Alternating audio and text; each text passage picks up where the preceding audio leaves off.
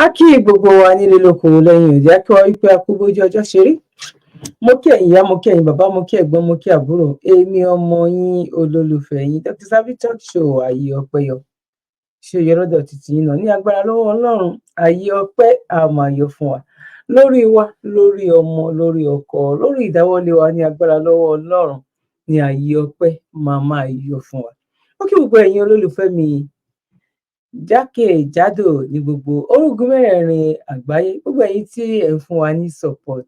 Lórí support wo nìyẹn? Kódà gbogbo ẹ̀yin tẹ like, ara support náà ni. Wọ́n ní èèyàn lórí ni tó mọ́ ni lójú, àwọn èèyàn kan ní owó bí tí a wà.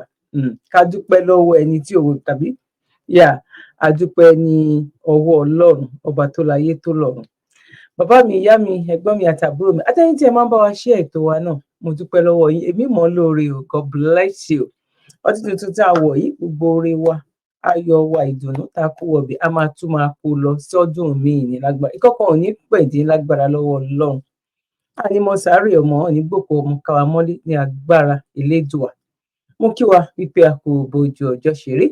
Mo kí Mùsùlùmí wípé assalamu alaikum warahmatullahi wabarakatuh. Bẹ́ẹ̀ náà ni mo kí Kristẹni, God bless you. Mo kí gbogbo oníṣẹ̀ṣe pátápátá wípé àgbó àtọ́ ní agbára lọ́wọ́ Elédùmarè. Bẹ́ẹ̀ náà ni mo kí gbogbo àwa free thinkers wípé ní agbára ní ọwọ́ Ọlọ́run, agbára universe ní agbára Elédùmarè tó láyé tó lọ́run. Ojú òní tiwa, àní ṣìwí, àní ṣìsọ, àní ṣẹlẹ̀tẹ̀ ní agbára ní ọwọ́ Ọlọ́run. Bẹ́ẹ̀ náà lẹni tó tiẹ̀ sọ wípé òun tiẹ̀ wà, òun bá tàwákálítù, òun tiẹ̀ wá bọ́lọ́run dúró ni. Bẹ́ẹ̀ náà làkì yín náà wípé Ọlọ́run tó láyé tó lọ́run náà á tì wá lẹ́yìn, kò ní tì wá lójú.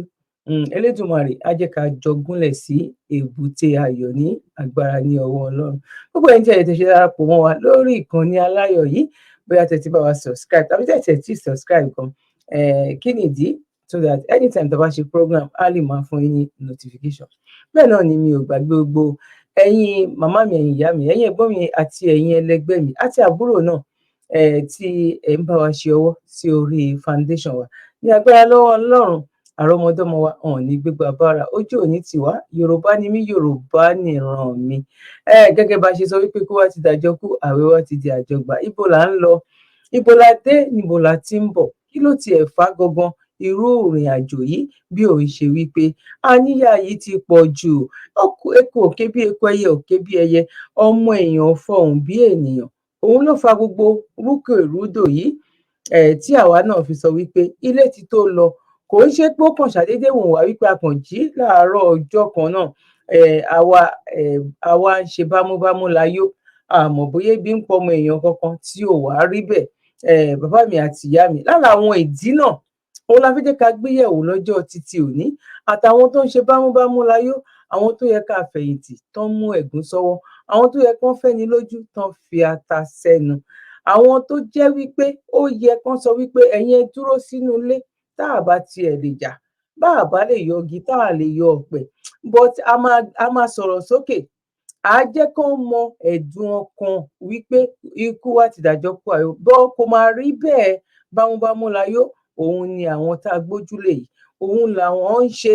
Ṣé mo wípé ní the last time ẹ̀yin tẹ́ bá wo program yẹn, ẹ bá mi fi yes síbẹ̀ tàbí náà, wípé kábíyèsí tá a gbé oríyìn fún tó sọ̀rọ̀ sókè, tá a sọ wípé irú kábíyèsí irú ẹ̀ là ń fẹ́.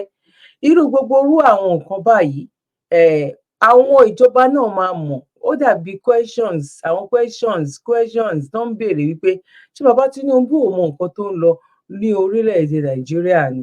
ṣé kò gbọ́ nǹkan kan ni bọ̀ àwọn pípò yìí ń gbọ́ kò sí nǹkan tán yìí lè ṣe sí lọ́wọ́lọ́wọ́ yìí torí wípé kí ni wàhálà yẹn gangan àwọn náà ti rí ńlẹ̀ tẹ́lẹ̀tẹ́lẹ̀ kán tó lọ ti àyà dé wàhálà yẹn ibo ni ká kọ́kọ́ gbà wọlé lọ́jọ́ títí òní náà kó tó di wípé ẹ jẹ́ ká kọ́kọ́ lọ ṣe cup of tea ká wá fìyẹn rí ibi tí a máa gbà wọlé lọ́jọ́ títí òní ẹ̀yin tẹ́ báyìí ti tẹ̀ láìkẹ́ bá wa tẹ̀ láìkẹ́ ẹ̀yin tẹ́ báyìí ti ṣe ètò ẹ bá wa ṣe bá ṣe ń kú mi pé mo kú ètò bẹ́ẹ̀ náà ni mò ń kí yín pé a kò bójú ọjọ́ ṣe rí gbogbo ẹ̀yin olólùfẹ́ mi ọlọ́run á nífẹ̀ẹ́ yín ní agbára lọ́wọ́ ọlọ́run èmi náà dẹ̀ ní jọra mi lójú ẹ̀mí ìgbéraga kò ní wọlé tọ̀ mí ní agbára ní ọwọ́ ọlọ́run mo kí yín lọ́pọ̀lọpọ̀ ẹ fìdílé nǹkan ọ̀kẹ́ wá nǹkan fìdílé God bless you one love.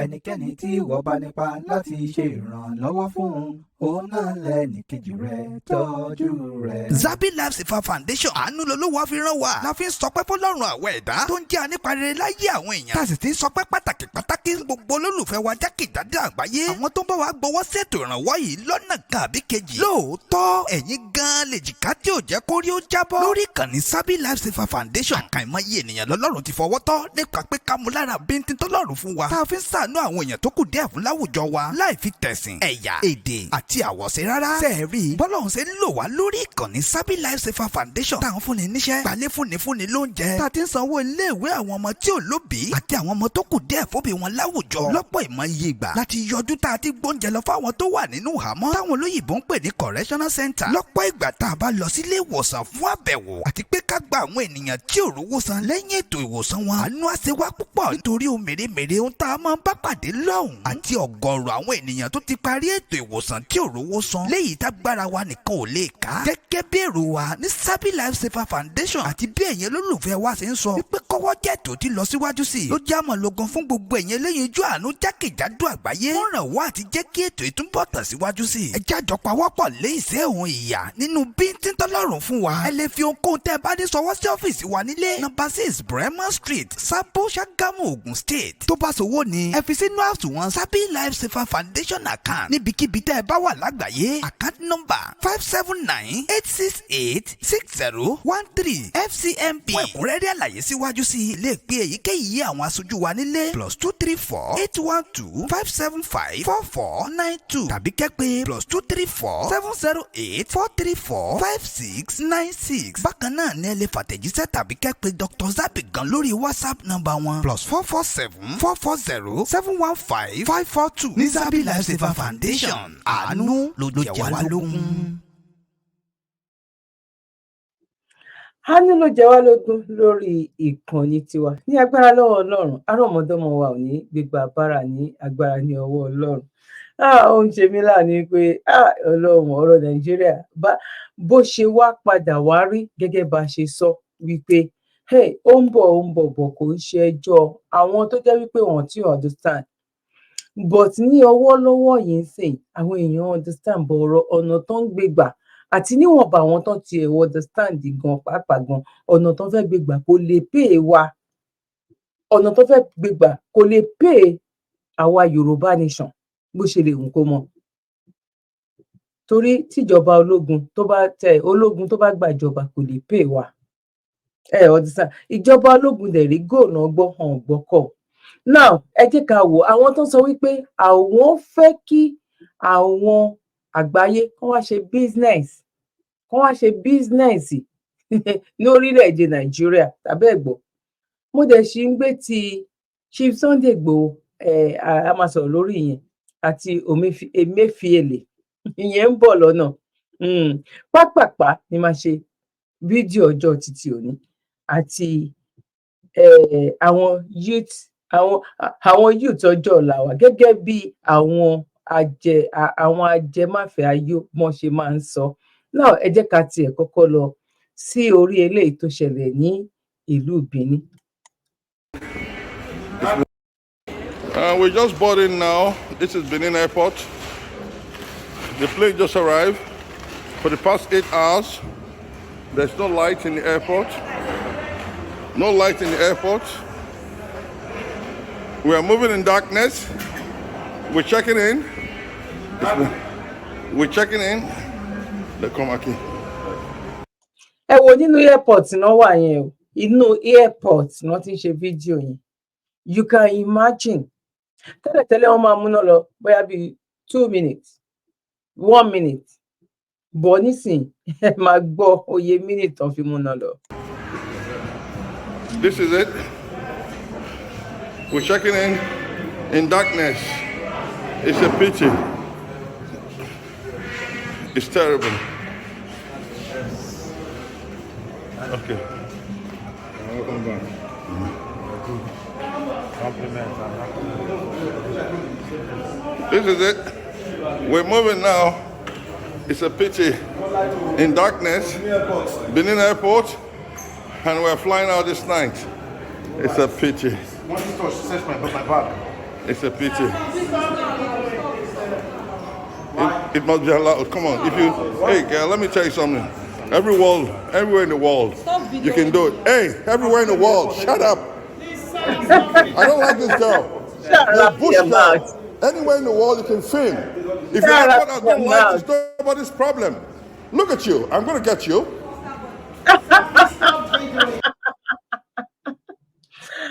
Mo wí pé àwọn aráàlú òyìnbó ara ń kan I'm going to get you. Tí n bá mú ẹ màá squeeze ẹ ni. But àwọn people yẹn àwọn náà wọ́n mọ nǹkan tó ń ṣẹlẹ̀. But 50,000, 100,000 tó ń san fún lóṣù tí ó bá lose ẹ̀ irú nǹkan tó jáde yẹn sì gbogbo àgbáyé máa rí. Ẹ jọ̀ọ́ ẹ bá wa máa tẹ share button.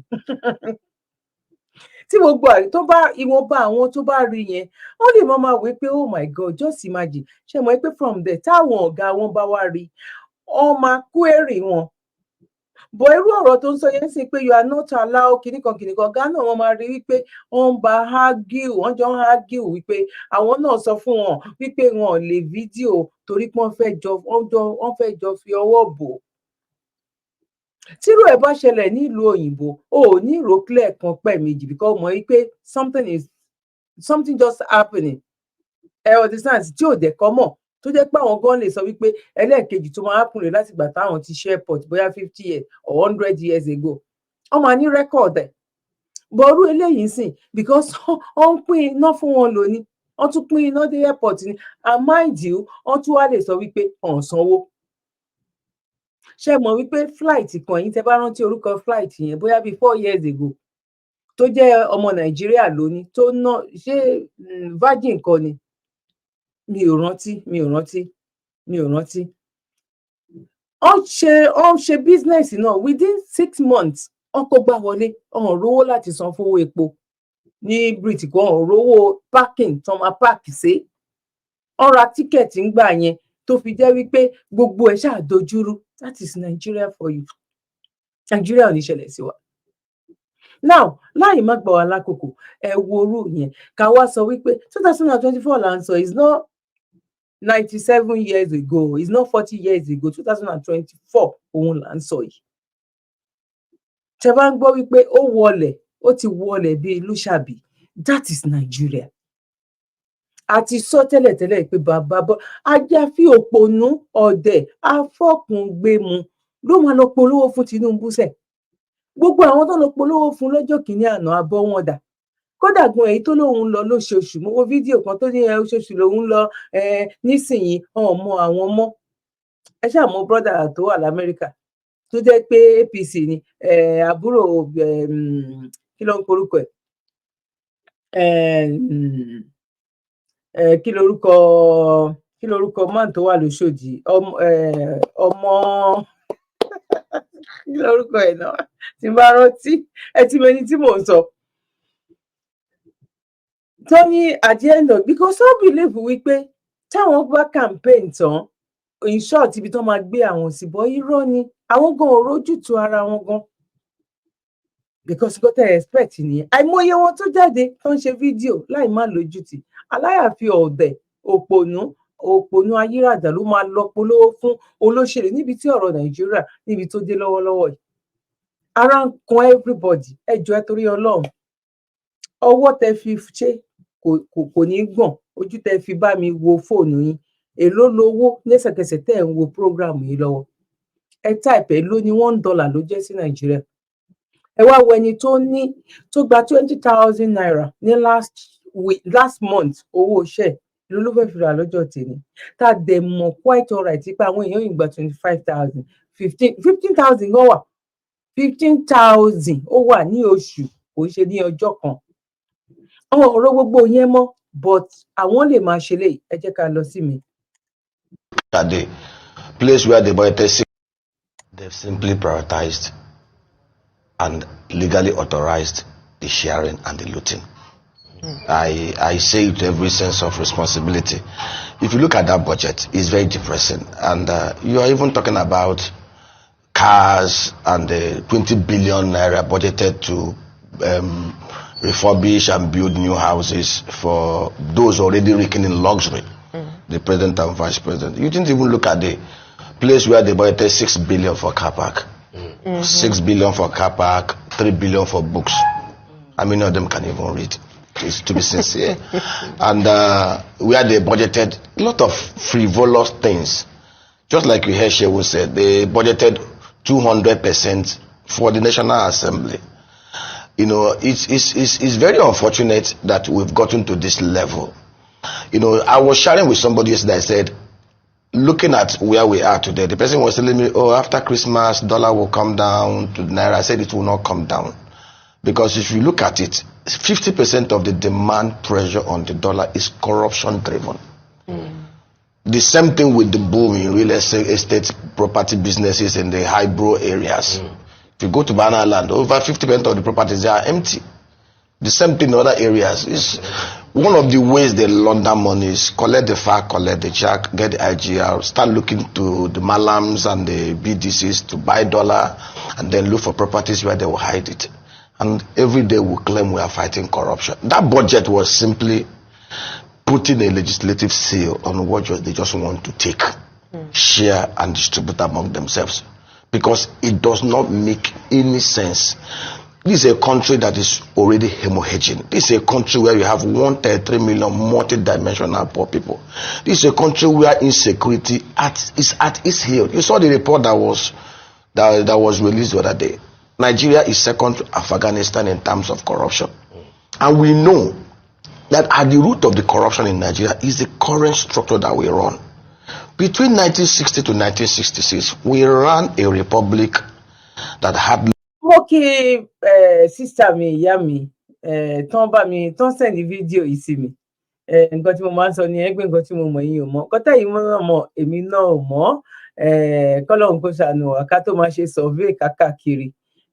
Èwo ló ń lọ lọ́wọ́lọ́wọ́, èwo ni ká jọ sọ̀rọ̀ lé lórí, èwo ni ó lè jẹ́ proof láti fi kún nǹkan táwa ń sọ èmi àti yín wípé aláwa lójú ọ̀nà sẹ́ òun là ń sábà lò lórí ìkànnì yìí.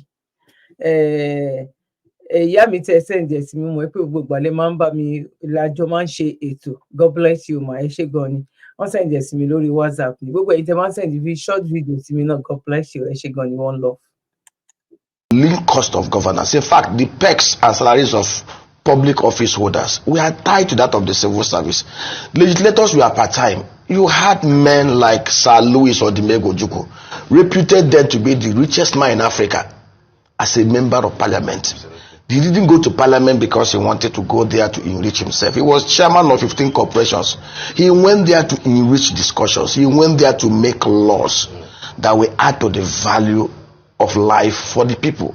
You had a young guy that was 39, Dr. Michael Ogbara, as the premier of Eastern Nigeria, old Eastern Nigeria. Between 1959 to 1966, he built 214 kilometer industrial belt. He got consultants from the US. He built an economy that was growing consistently at about 9% GDP per annum. He didn't have the benefit of the fossil fuel revenue. He was using palm oil, coal from Enugu and all those stuff. This young man then, 39, he wasn't 50, he wasn't 60 when he became premier, had an efficient regional police force that was more efficient than the federal police. So much that when they were looking for people that would go and make peace at Congo Democratic Republic, they came to take the Eastern Regional Police. There wasn't like banditry, nothing like insecurity, nothing like kidnapping, nothing like militias, nothing like unknown gunmen. Then you can enter Port Harcourt, a truck, and go all the way to Kano all night. Nobody will molest you. Today, that is true. Àwọn wo ló ṣe ń gbà yẹn? Báwo ló ṣe wá rí báyìí? Ìyẹn ni ọ̀dẹ̀ kan àpò amukun mẹ́kọ tó ń sọ wípé Nàìjíríà kọ́ ló jẹ́ kó papọ̀ lágbàáyé. Ọlọ́run ló kó wa pọ̀ torí pé ó jọmọ Haúsá, torí pé ó pè àwọn, torí pé tó bá pẹ́ àwọn náà làwọn jẹ́ Yorùbá ni àwọn ò ní sọ nǹkan tó ń sọ yẹn tí pé àwọn kan náà máa kọ́ dàpọ̀. Kí ló fà á tí àwa sọ wípé a fẹ́ lọ? Ṣé fún wa lẹ́tọ̀ọ́ wa ni? Kí ló fà á tí wọn fi lè rí ṣe mọ́ báyìí? Ṣé kò jẹ́ Nàìjíríà mọ́ ni? Ṣórúkọ míì ló ń jẹ́ ni? Ṣé àsíláyé kan náà tàbá ti wà láyé míì ni?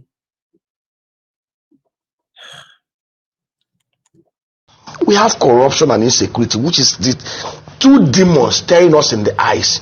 And to tackle insecurity, we must slay corruption. But see what they just did. In 2015, they came up with this story of they want to do zero budgeting, and which is how it should be. You look at what had happened over the previous years, you interrogate performance, and now based on that, but what they simply did was to bring out the 2023 budget, fleshing it, just do some abracadabra percentage increase over what they did last year, and that is it. And they took it, the president signed, and see, I feel sorry for Nigerians. And you saw what they said. They also included 100 million naira for school feeding. If you do not empower the parents, how market one Nigeria? Most àwọn tó bá wà nílùú òyìnbó, èmi máa ọkàn tó wà nílùú òyìnbó tó jẹ́ pé inú wọn máa ń dùn tówó bá lọ sókè. Rí tẹni tó wà ní Nàìjíríà lọ. Ẹgbẹ́ nǹkan tó sọ, I feel sorry. Because àwọn èèyàn tó ti mọ kíní yẹn, oníkálukú gan, wọ́n ti ní 70% ní tansin. Irú ẹni tó ń sọ̀rọ̀ yìí. Ó ti mọ̀ wípé tá bá máa fi rí 2-3 years sísẹ̀, nǹkan tá à ń sọ ìkọlà wọn máa sọ. Ọlọ́run má jẹ́ kí ọ̀rọ̀ yẹn bódẹ̀ máa rí nìyẹn, because tí ò bá rí bẹ́ẹ̀, àwọn èèyàn wa ò ní gbọ́ nǹkan tá à ń sọ. Ò ní gbọ́ wípé agboolé ságboolé, street sí street, ìyálọ́jà sí ìyálọ́jà, wọ́n lè jọ jókòó papọ̀ sọ wípé kò sẹ́ni tó fi pépà pé àwọn ọ̀pọ̀lọpọ̀ 80% nínú àwọn tó ń ṣe Yorùbá nation. Bó a mọ̀ wípé ìlú yẹn ò lè work ni. Tó bá jẹ́ ìní 1,000, 5,000 ènìyàn ló fẹ́ sọ wípé àwọn fẹ́ mọ bọ́n ṣe lè wọ ọ̀rọ̀ Yorùbá nation, why not? Bọ̀ torí pọ́n bìlí wípé bẹ́ẹ̀ bá gbà déédéé bẹ́ẹ̀ bá dẹ̀ gbà àwa wà ní ìyẹn ò dẹ̀ lè pè wá. Kò lè pè wá. Kò lè pè àwa ọmọ Yorùbá. Òun dẹ̀ ló jẹ́ wípé still yet tó ń bù wá lọ́tùn tó ń bù wá lósì ni. Gbogbo wọn pátápátá náà ti jọba, náà ti ń jẹ ìjòyè nílùú Yorùbá. Ọmọ Yorùbá gan ò rí ìjòyè jẹ.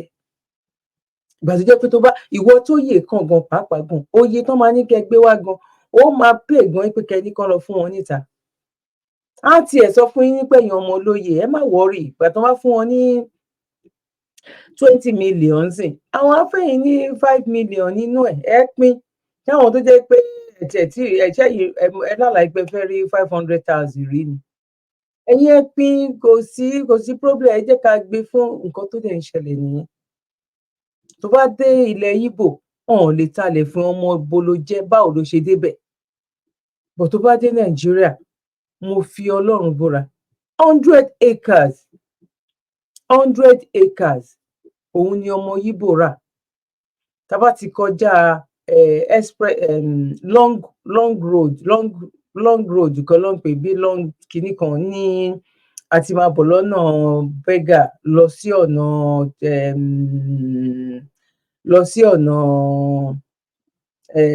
Redeem, máa lọ sọ́nà Ogun State yẹn. ìlú yẹn wà ó dàbí pé ká tó tábà kọjá long bridge yẹn long bridge nígbà tó ń bá fà á wípé náà ilẹ̀ ò débẹ̀ èmi ní èèyàn 3 tó kọ́lé ọ̀tọ̀ọ̀tọ̀ sí site yẹn bóyá ṣáṣá tàbí nǹkan kan náà ń pè, mo ti gbàgbé orúkọ eré àyẹ̀ṣà. Tá bá lọ sọ́nà Ṣàgámù by the left ló wà báyìí. Wọ́n máa gba abẹ́ bíríìjì kan lọ́wọ́, tó bá ń bọ̀ láti Èkó, wọ́n máa gba abẹ́ bíríìjì yẹn lọ́wọ́ right. Ẹ máa wá lọ turn láti wọnú ìlú Ọ̀ọ̀nì zone náà lòun ẹni tó bá mọ nǹkan tí mò ń sọ́wọ́ lẹ̀ tó bá ń bọ̀ látọ̀nà Ògùn state tó wà by the left. 100 acres mo débẹ̀ bóyá bí 5-6 years ago. Mo débẹ̀ báyìí, mo drive débẹ̀ bí ẹ̀mẹ́rin. Ẹni tó ń kọ́lé síbẹ̀, sísítà mi àtàwọn ọmọ ẹ̀ ló ń kọ́lé síbẹ̀. Ó ná level ẹ̀ ni. Ọmọ Yíbò yẹn padà gba gbogbo ká ló gba gbogbo ìlú ni gan. Ìgbà tó ní 100 acres. 100 acres. 100 acres. Ẹ máa wá rí nínú owó 100 acres yìí, ẹ máa rí nsìn máa gbé wá. Ẹ jẹ́ ká sáré gbélé ìtọ́nà, ẹ má bínú. Of the student, how do you now want to feed them? This is dehumanizing.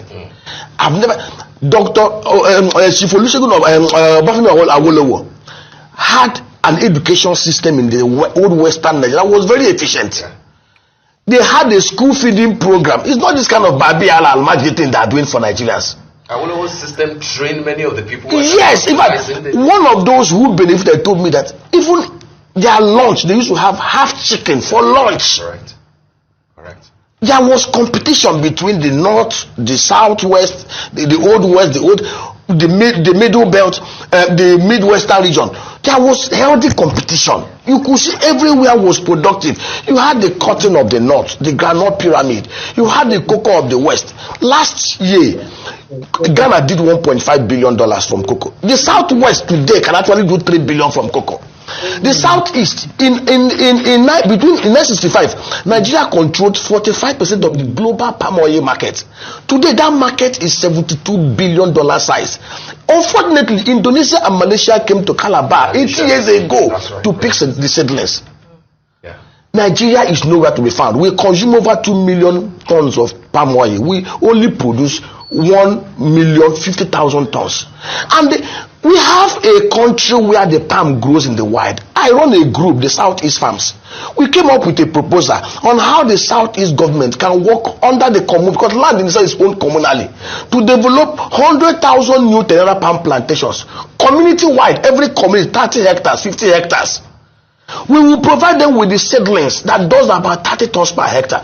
We even volunteer to get private sector investors. We will set up cottage factories in every local government area, because the Land Use Act confers so much power. How long ago did you present it? That was over 2019. It does not take anything from them. No response, because it will not afford them the opportunity of just awarding contracts, inflating it 300%, and stealing the money. You are not bringing anything. Local government areas, state work with the communities. Provide them. So that day, you saw what they provided for agriculture. To make agric work, you must mechanize it. There was a time they said they wanted to buy 10,000 tractors under the public sector. I said, it's criminality. If you want to do it, work with National Sovereign Wealth Investment Authority. If you go to Akiwumi additional to that, say, okay, we need $1.5 billion under a private public partnership arrangement to mechanize agriculture. We have 8,809 electoral wards in Nigeria. In every electoral ward, under a private public partnership arrangement, there are capable that will manage it. Set them into clusters, bulldozers, caterpillars, harvesters. See, if we have this in place, we can develop 3,500 acres of land in every ward, specialize in every commodity. In the north, Nigeria is the only place where the date palm grows in the wild and fruits twice in a year. Egypt is 95% desert. Egypt consistently decided, okay, we want to use these fruits, these trees, to curb desertification and grow wealth and create oils of wealth. When Bible talked about a land flowing with milk and honey, that milk is from the cow and the animal husbandry. The milk is the dead fruits. Egypt had developed, they are the biggest producers of date fruits. Saudi Arabia, as wealthy as they are, from 2006 till now, have developed over 1 million hectares of the date plantation. Nigeria, if the 19 northern governors, we send proposals to them, can decide every state 50 hectares, in 50,000 hectares, in clusters of 40 hectares, it will serve 3 purposes. It will enable you to have agro rangers, 25 armed and fully trained within every. You can imagine Saudi Arabia nìyẹn o. At the end of the day, Saudi Arabia nìyẹn o. Saudi Arabia ò lo àdúà. Saudi Arabia ò lo àdúà láti tún orílẹ̀-èdè wọn ṣe. Ó ń lo nǹkan tó ní láti tún orílẹ̀-èdè wọn ṣe. Mi rò bóyá ẹ gbọ́ mi yé. Saudi Arabia ń lo nǹkan tó ní, bọ̀ torí pé àwa ti jẹ́ amukumẹ́kọ, wọ́n ti kó ọpọlọ wa lọ, wọ́n ti ní àwa wọn ní jẹ́ káwọn dá inú rò mọ́. Òun ló fà táwa sọ pé ibẹ̀ gangan làwa ń wá àdúrà lọ. Ẹ wo Saudi tí àwa ń kó owó lọ, ẹ wo tírílíọ̀nù tó máa ń wọ ọbẹ̀ ní ọdọọdún. Báwo ni Saudi ò ṣe ní gbèrú?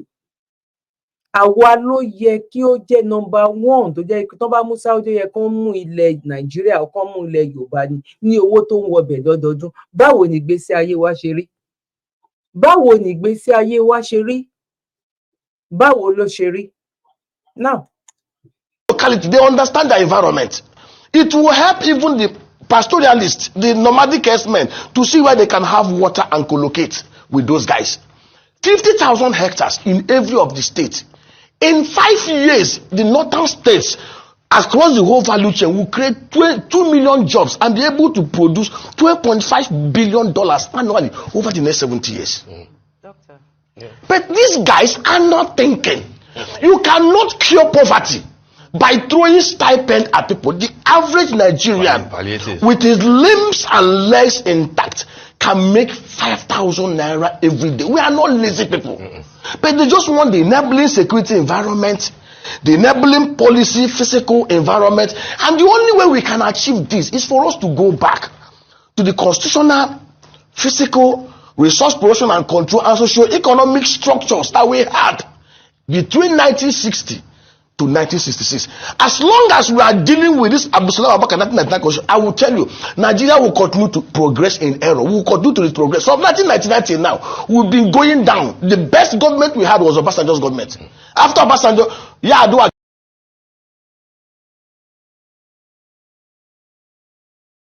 níbi tá a ti ń ṣépè fún Ọbásanjọ́, òun náà tún ní Ọbásanjọ́ ní the best ìjọba táwọn tún ní.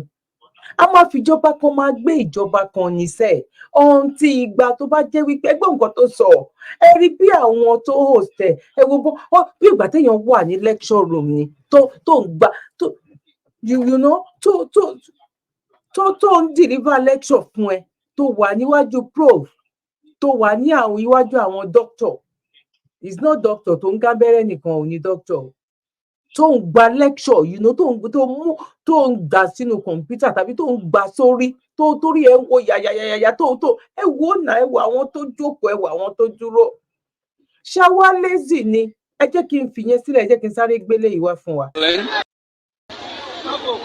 Ẹ wo àwọn youth ẹ wo nǹkan tí bàbá yẹn gbé sọ, because mi ò ní lè show fídíò yìí púpọ̀ torí pé iná sọ nínú ẹ̀, kò yẹ yín sìn. Mọ́tò tó ń gbépo lọ òun ló dà sílẹ̀.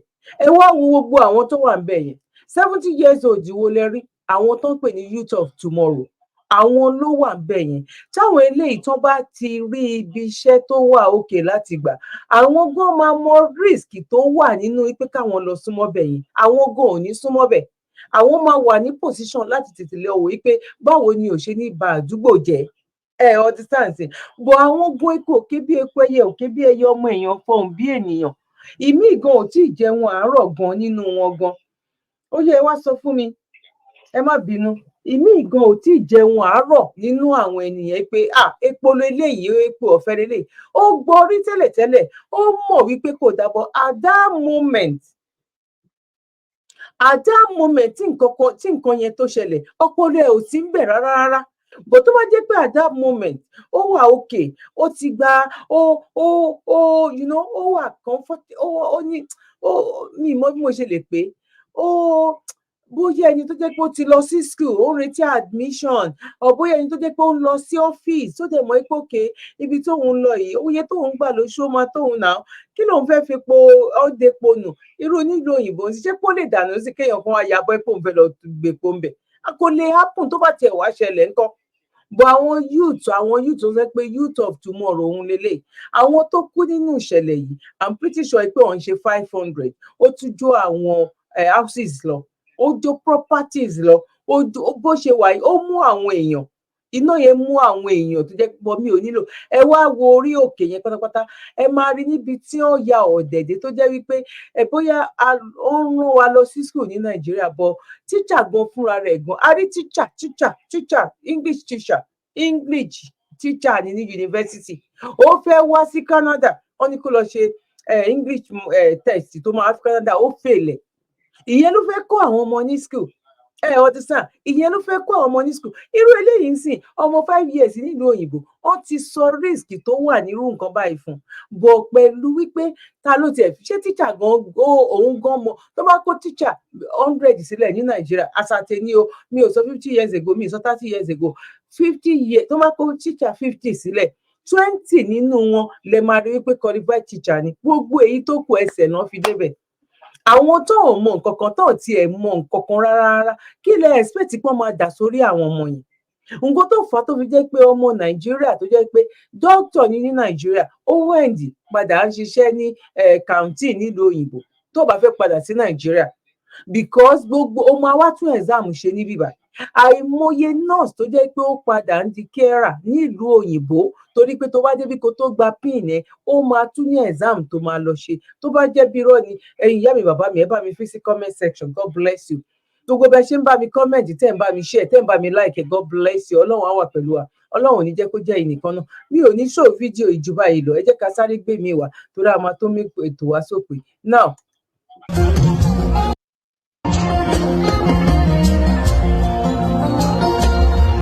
ẹ wo ọba ẹ wo irú àwọn ọba tá à ń sọ àwọn tó yẹ kán dúró fún wa àwọn tó yẹ kó jẹ́ wípé kán tiẹ̀ dá nǹkan kan sílẹ̀ wípé ẹ̀yin ká irú eléyìí sì ká wá rí wọn irú ọba tá a rí jì last time wípé ókè o ọba yìí o ẹ wo nǹkan tó fowó ńlá ṣe ẹ wo Wàsíù Àyìndé tó jẹ́ pé hòtẹ́ẹ̀lì tí òun ní ó ní èyí membership ló lè fi wọnú hòtẹ́ẹ̀lì yìí and we are talking about millions.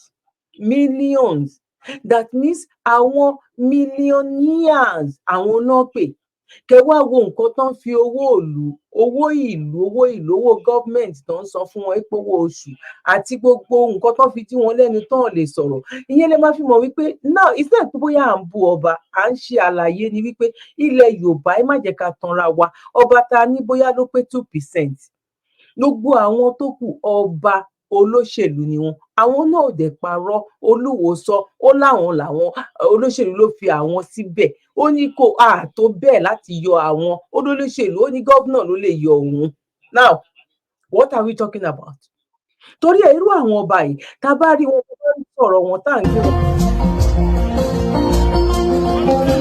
ó fẹ́ ṣe nǹkan téèyàn kan ò ṣe rí torí pé kí ni kò expect pé òun lè dé ipò yẹn tó bá jẹ́ ni tó jẹ́ pé ó expect pé òun máa dépò yẹn ó dẹ̀ mọ̀ wípé ipò tó ṣe kíní ni ọmọ ẹ tiẹ̀ wọ àwọn èjì tán fi ń jọba láyé ìgbà yẹn gan pàápàá ẹ má jẹ́ ká sọ̀rọ̀ jẹ́ jẹ́ ká ẹ wo.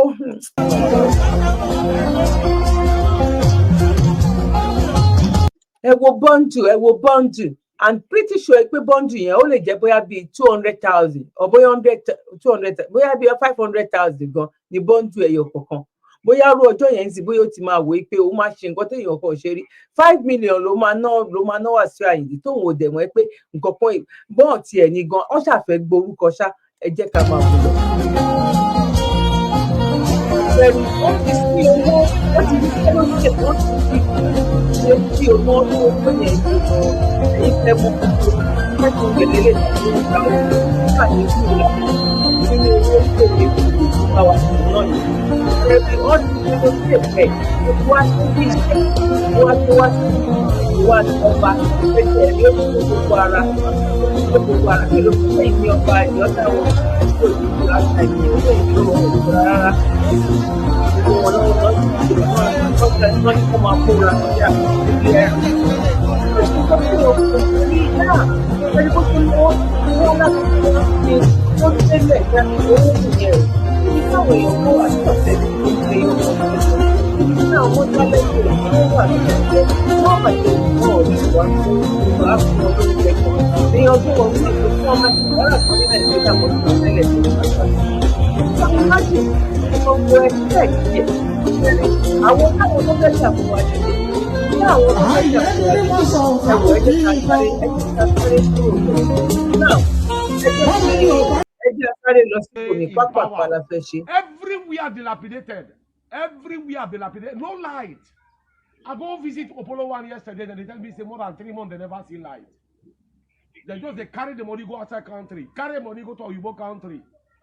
For 3 months, no light for this Yenegua. I'm telling you. They are just deceiving the people. Whether you be PDP or whether you be APC, all of them are useless politicians. Useless.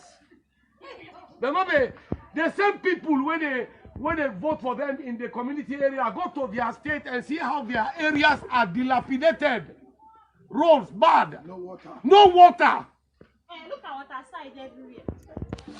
See river. They come here 2000, bro. And they come for this river 2008, 2009. The thing they clean. Which tourists will go come from outside country come say you want to see, take view of our beautiful country. Imagine river. See. Chineke me.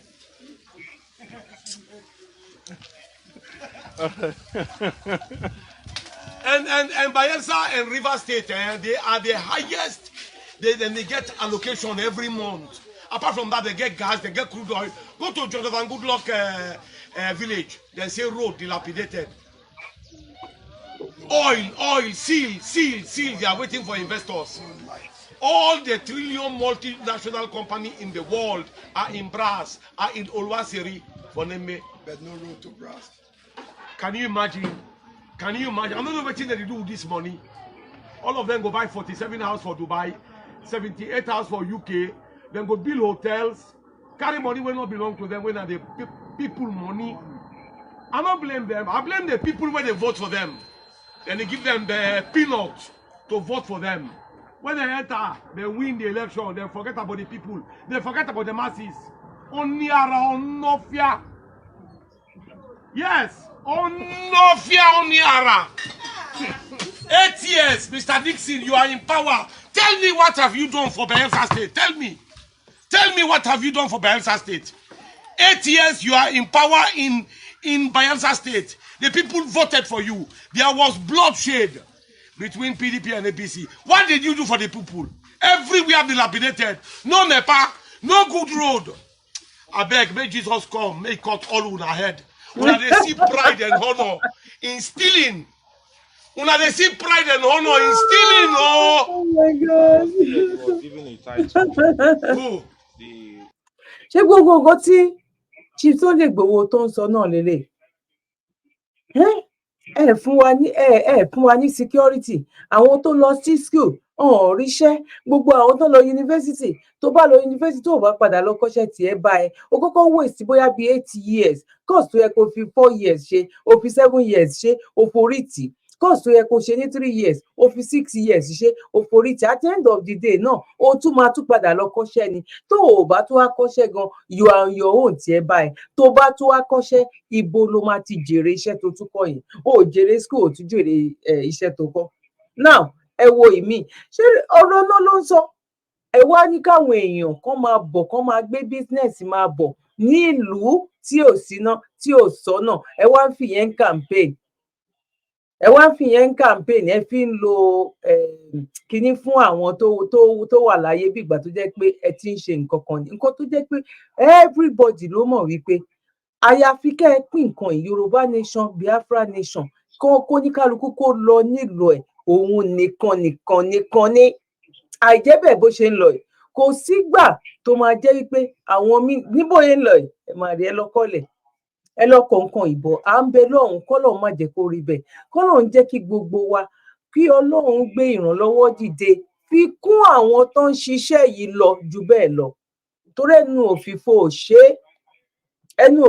ṣe àwọn èèyàn ń gbìyànjú ìgbà tí wọ́n ṣe pàwá 1000 tẹ́lẹ̀ káwá máa rí èèyàn 50 mọ bí iṣẹ́ ẹ̀ máa ṣe rí nǹkan tó ká tó tọ̀rọ̀ iṣẹ́ tó bá yẹ kó jẹ́ 1 year téèyàn 50 bá ṣe mọ years tó máa jẹ́ but téèyàn 1000 tó bá ṣe mọ bó máa jẹ́ mọ bó máa jẹ́ another one ń bọ̀ tó jẹ́ wípé ìyẹn fún ọmọ Yorùbá gangan ni ó dẹ̀ dá lórí ọ̀rọ̀ brother wa kan tán ni ẹ má ti jẹ́ kí mẹ́nubà máa ṣe lẹ́yìn fídíò yìí lágbára lọ́wọ́ Ọlọ́run because ká pínra wa ká tún bẹ̀rẹ̀ sí ní lọ máa ṣí nǹkan míì yẹn ó ti late ẹ ṣé gan ni gbogbo ẹ̀yin tẹ́ ti bá wa share ètò yìí àtẹ̀yin tẹ́ ti like àtẹ̀yin tẹ́ ti fi comment sílẹ̀ God bless you Ọlọ́run tó láyé tó lọ́run kò ní jẹ́ kó jà wá nìkan ẹ ṣé gan ni mo mọ̀ ọ́ lóore. And powerlessness. Because Honorable Minister for Power, sir, you contested the election 2 times to be governor for your state, Oyo. That is 2019 and 2023. You did not win. But today, by God's grace, you have been given a national assignment. And I will feel that naturally, you go say this is a challenge for you to serve your country and that you go make a difference, even if under other people it was bad. Because Honorable Minister, the long and short of what I'm trying to say is that heat won't kill me. Heat won't finish us. I don't know about other people, but where I get heat, before I get meningitis, heat won't finish me. There's no lights. Money no day with person no fit buy fuel. The small pass my neighbor gen where person gets, engine don't knock. Transformers, small time they go say, Honorable Minister, the way we dey operate for this country, the way we operate, Nigeria will be our own security, will be our own NEPA, will be our own everything. Transformer go spoil, NEPA go come, they go say, now person don't thief cable for transformer. Whether ordinary person like me, when no fit change lamp holder, and me go thief cable for transformer. Community go contribute money, buy, repair transformer, yet there will be no lights. There are some areas they say 3 months, 6 months, some people never see lights. I don't know this kind of thing. Anywhere you turn for a community, na par generator noise, person one nearly death.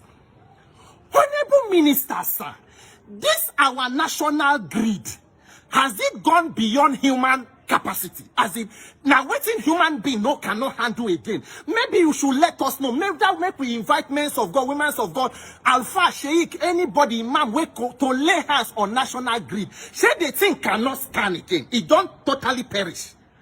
Because we don't know exactly. They go say, government said they want to pull people out of poverty. Don't we understand that if Nigerians have ordinary 18 hours, 20 hours lights, you don't pull some people out of poverty? Not be the Ori Buruku humanitarian affair ministry pulling out of poverty. We be saying that the people where they pull themselves into riches in glory. While people they suffer, they go. Honorable Minister, make una help us now.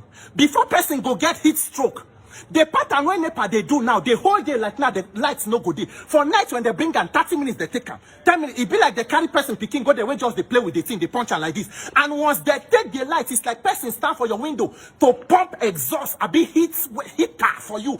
You go they sweat, you go nearly run, you go they dream, they go see the people they pursue. Meanwhile, Nigeria, day after your life. I don't use my life play kites. Instead, why for find me where I go run? I say I'm a patriot. I won't fight for new Nigeria. And in Nigeria, self no ready made a fight for her. Honorable Minister, make una help us with this issue of light. I wear this thing because of mosquito. Imagine feel the pains of one human being. Make you alone. Money no day your hand. You no get relationship. Mosquito, light no day. Is it until person commit suicide? I beg make una help me tag Honorable Minister for Power. May they look into this lights issue. Of all time when NEPA go do problem, not before this heat period. See as heat everywhere. I don't know about you now, but heat won't finish. I go for corner road because the house is too hot. We don't go buy pure water, cold one where they sell, and the only person where they use gen the power down 250 naira. So that because my head already they overheat. It's overheating. Please, Honorable Minister, go help me pour water from my head before I quench. Before I call, Honorable Minister, I will leave this country for when I want to. Nigeria.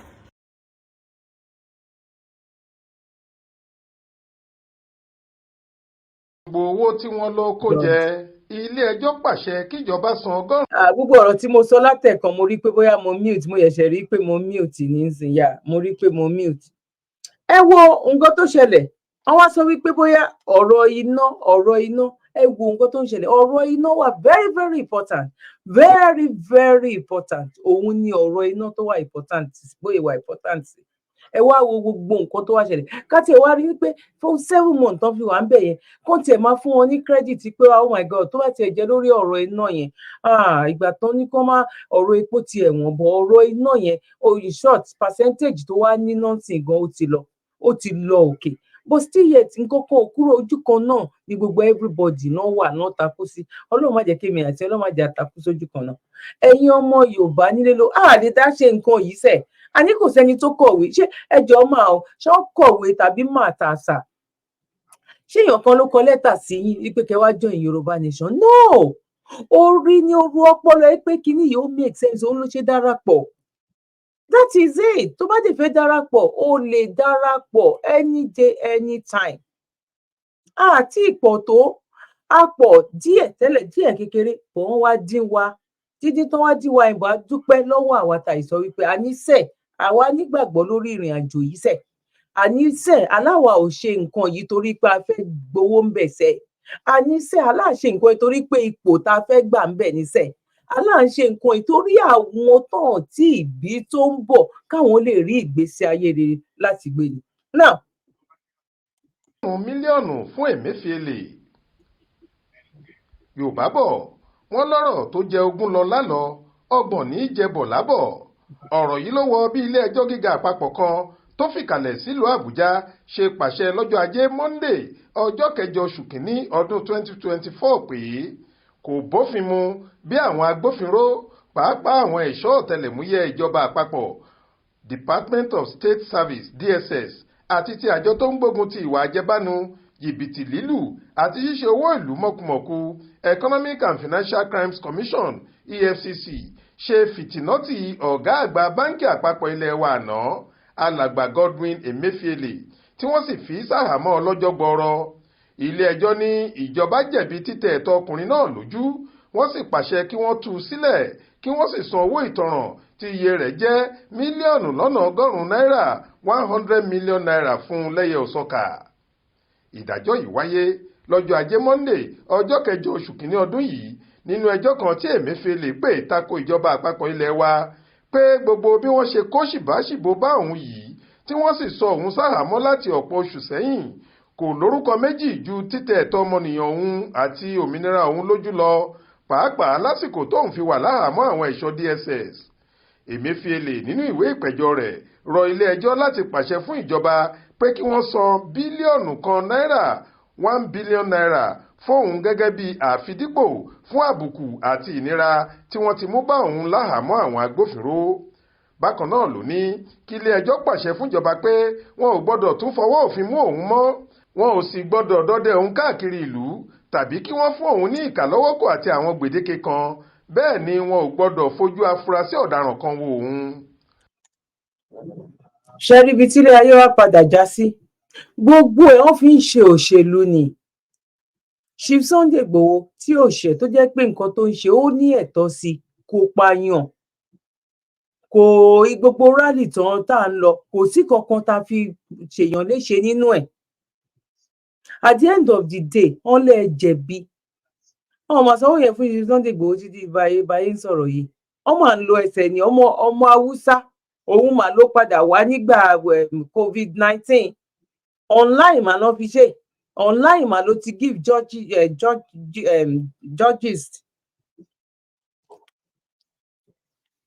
Online mà ní justice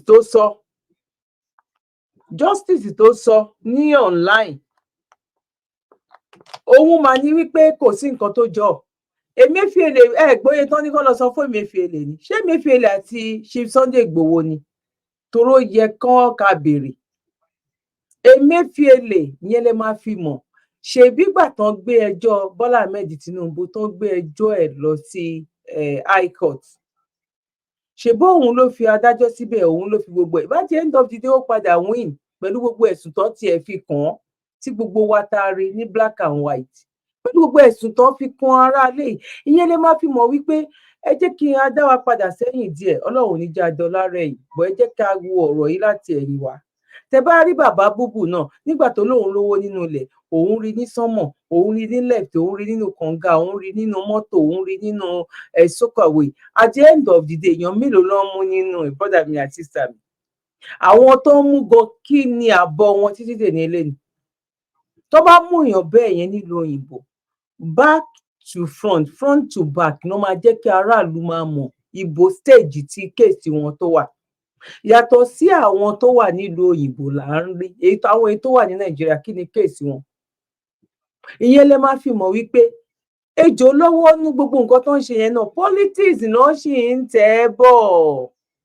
Ìgbà wo sígbà wo l'Emefiele tí wàá gbé wọn lọ sí kóòtù tó ti wá fún wọn ní òfin ẹ gbọ́dọ̀ trace mi mọ́, ẹ ní àṣẹ láti mú mi, ẹ̀yin gan lẹ tún máa sanwó fún mi. Pẹ̀lú adúrú èèyàn tí Emefiele, ẹ̀mí tó jábọ́ sí lọ́wọ́ nígbà tí ó fi ara ní gbogbo ọmọ Nàìjíríà. Ẹ jọ̀ọ́ ẹ torí Ọlọ́run, ẹ bá mi type ẹ̀ síbẹ̀. Ọmọ Nàìjíríà mélòó ni Chief Sunday Igboho fara ní? Ọmọ Yorùbá wo ni Sunday Igboho náà fi ara ní? Tán fi sọ wípé kán lọ pa gbogbo àwọn tó wà nínú ilé yẹn, tí ò bá jẹ́ wípé ọlá gbogbo wa, ọlá ẹlẹ́dàá ìyá Sunday Igboho, ọlá ẹlẹ́dàá gbogbo tiwa náà, wípé orí òótọ́ la wà. Sunday Igboho àti Emefiele, ta ló yẹ kán sanwó fún? Mo béèrè ni o, ta ló yẹ kán san owó fún Emefiele náà? Ẹ rí gbogbo òfin tó kà sílẹ̀, ṣé ẹ gbọ́ gbogbo òfin tó kà lẹ̀? Lára àwọn olùjẹ́jọ́ tí Emefiele wọ́ lọ sí kóòtù ọ̀hún ní ìjọba àpapọ̀, mínísítà fétò ìdájọ́, àjọ EFCC àti alága àjọ EFCC. Lẹ́yìn atótónu, onídàájọ́ Olúkáyọ̀dé Adéníyì ti ilé-ẹjọ́ gíga àpapọ̀ l'Àbújá pàṣẹ pé kí wọ́n san mílíọ̀nù 100 náírà fún olùpẹ̀jọ́ torí pé ọwọ́ líle tí wọ́n fi mú tẹ̀ ẹ̀tọ́ rẹ̀ lójú lóòótọ́. Bẹ́ẹ̀ ló tún pàṣẹ pé ìjọba tàbí ọwọ́ líle tán fi mú, ọwọ́ líle wo ló tún le jù nǹkan tán fi mú Chief Sunday Igboho lọ? Between Chief Sunday Igboho àti Emefiele, ẹ bá wa fojú inú wò, ta ló ṣèkà fún ará ìlú? Ta ló ṣèkà fún ará ìlú? Ìyẹn lè máa fi mọ̀ wípé Nàìjíríà ṣe mọye tán bá nínú ọwọ́ máa yìí. Ọmọ but politics, wọ́n fi orí wọn Nàìjíríà, ẹ̀yin tẹ́ bá believe ni, wọ́n fi orí yín, wọ́n fi ń ta tẹ́tẹ́. Ṣé mo kéèyàn jókòó báyìí kán wá sọ pé òkè ẹ tẹ́ nǹkan kan lé wọn lórí, níbi tí ọlá wa dé, nílò tébù, orí èèyàn lẹ máa fi máa lọ fi ń ta tẹ́tẹ́. Bọ́n ṣe ń ṣe ni, nǹkan tó wà lọ́wọ́lọ́wọ́ yìí nìyẹn. Nǹkan tó wà lọ́wọ́lọ́wọ́ yìí nìyẹn. Chief Sunday Igboho àti Emefiele sẹ́ẹ̀, ta ló dáràn? Chief Sunday Igboho àti Emefiele, ta ló bà ará ìlú nínú jẹ́? Ta ló dùn ará ìlú nínú àwọn méjèèjì? Àbí àwọn òṣìṣẹ́ wọn èyíkéyìí kò gbọdọ̀ fi páńpẹ́ òfin gbé Emefiele mọ́.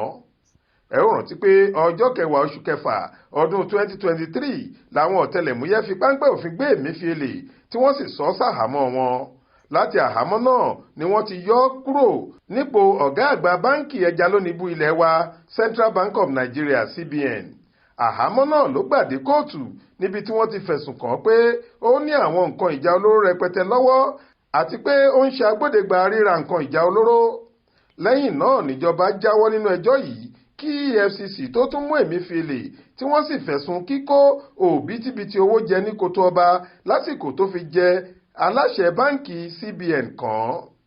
Ìgbẹ́jọ́ sì ń lọ lọ́wọ́ lórí àwọn ẹ̀sùn yìí, bẹ́ẹ̀ ni ọ̀pọ̀ àṣírí ìwà àjẹbánu bàbá àgbàlagbà náà ń tú síta lemọ́lemọ́.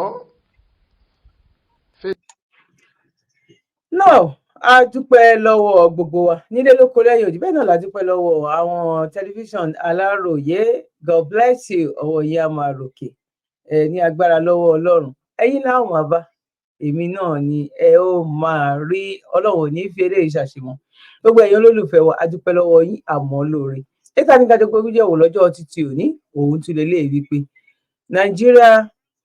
Nigeria nation kò sí nǹkan kan tó lè pèsè mọ́. Ó ti tán. Àwa ọmọ Yorùbá nìkan náà ló kù wípé ká túbọ̀ kún fún àdúrà, ká dẹ̀ túbọ̀ bẹ̀ lọ́hùn wípé ní agbára lọ́wọ́ Ọlọ́run kò sígbà tán ní í ṣe àwọn olóhùn ṣe paperwork àwọn olóhùn ṣe kiri kan kò sígbà tán ní wọ́n máa ṣe paperwork náà bó kù fáwọn nǹkan kan sẹ́ nǹkan wo ni ká pọ̀ tá a mọ̀ ká pọ̀ tá a gbáradì ká pọ̀ kékulé kó sọ kó gbọ́ kó sọ fún toko ìyẹn gógóńgó ní 80% nínú nǹkan tó wà lẹ́yìn kò sí ìlú kankan tó fẹ́ wá sọ pé òkè o nàìjíríà wọ́n dúró báyìí yorùbá nation dúró báyìí but tí nǹkan kan bá ṣẹlẹ̀ tán bá wá dá sí bọ̀ táwọn tó wà nílẹ̀ gan táwọn gan bá ti rẹ́dì pé yes a fẹ́ lọ ni bọ̀ kán wá dé ń sìn wípé òkè kí ló fa wàhálà kí ló fàjà kó wá jẹ́ èèyàn bíi bóyá kò tiẹ̀ tó 1% lọ rí ṣe mọ̀ pé bí ìgbà tó jẹ́ pé àmọ́ nǹkan tá à ń ṣe nìyẹn kò sí bọ́n ṣe lè ṣe paperwork tó kò sí ní gbogbo àgbáyé kò sí bọ́n lè ṣe bọ̀ tó bá yípa ti rẹ́dì wípé yes lótìtọ́ àtòdodo aláwọn aráàlú gan ti rẹ́dì ohun gógán ní eléyìí ẹ bá wa pín ètò yìí ọlọ́run á fọwọ́ tọ́ wa lọ́kàn àwa tí àti ìgbọ́ àgbọ́yé nínú ọ̀rọ̀ yìí ọlọ́run á fọwọ́ tọ́ wa lọ́kàn ní agbára lọ́wọ́ ọlọ́run àní ṣe lásán ní agbára lọ́wọ́ ọlọ́run ó ń ṣe ọmọ olókùn bẹ́ẹ̀ ni ò ní sí pẹ̀lú òkú ẹ̀ ní gbogbo ọ̀nà táwa mọ̀ láti gbé ọ̀nà yìí láti gbé gbà ẹ má bínú gbogbo ọ̀nà tá a mọ̀ láti gbé gbà ó náà làwa náà ń ṣe kọ́lọ́run kó kún wa lọ́wọ́ ní agbára lọ́wọ́ ọlọ́run ojú òní tiwa àdúrà wa gbà God bless you gbogbo ẹ̀yin tí ẹ ń bá wa dá sí ọ̀rọ̀ charity wa kí gbogbo ẹ̀yin tí ẹ ń rò lọ́kàn ọdún tuntun la wà yìí a máa sanwó àwọn ọmọ school oríṣiríṣi bẹ́ẹ̀ yẹn náà ó ti wà nílẹ̀ ẹ kún wa lọ́wọ́ ó bá jẹ́ 500 naira lóṣù ó bá jẹ́ 1000 ó ní nǹkan tó máa ṣe ní agbára lọ́wọ́ ọlọ́run ojú òní tiwa ọ̀hún ní dáwọ́ oúnjẹ lé wa lọ́wọ́ ẹnu wa dùn ayọ̀ wa kún gbogbo ibi tọ́rọ̀ wa kù sí àbá náà ọlọ́run bá pàdé ńbẹ̀ ní agbára lọ́wọ́ ọlọ́run God bless you.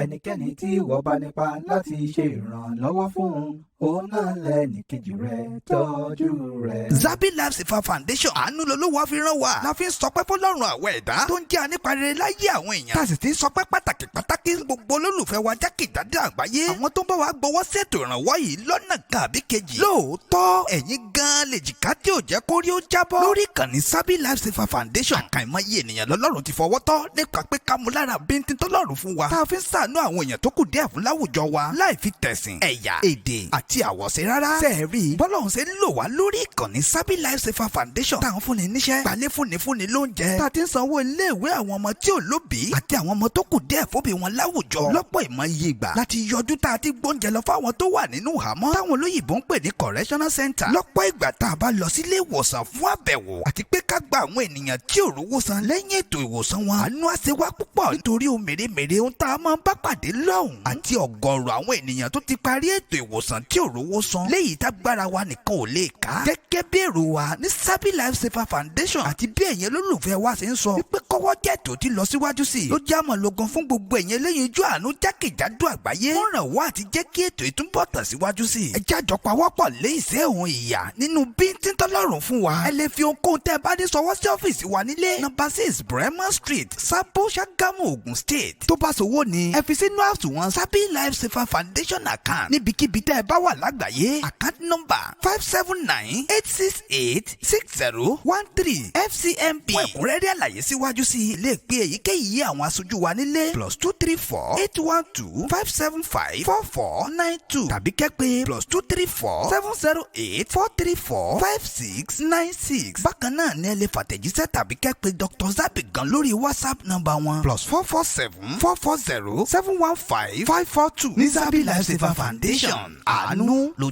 jẹ wá lógún. tó bá ṣẹlẹ̀ ní tó bá ṣẹlẹ̀ ẹja gbọ́ ní Ṣàbọ́lá Sons tiwa kò ní ṣòro.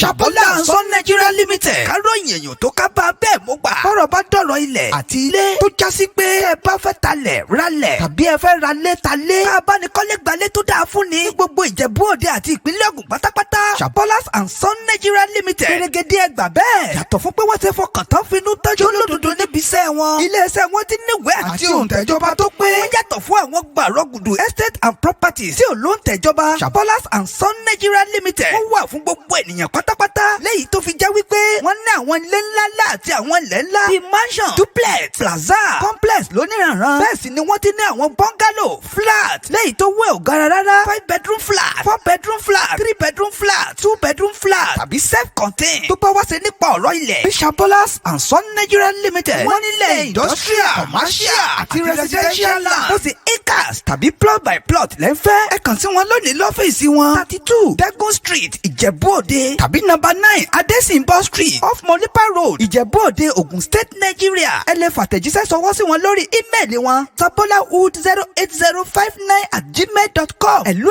wọn ní +234 805 217 1294 tàbí +234 903 681 5871. kí n tó gbàgbé fáfàní àwọn tó wà lókè òkun. Shabolas and Son Nigeria Limited. wọ́n bá ní ralẹ̀ wọ́n sì ń bá ní kọ́lé pẹ̀lú òótọ́ ọ̀nù láìsónílé ń bẹ̀. Shabolas and Son Nigeria Limited. àwọn ní bàbá.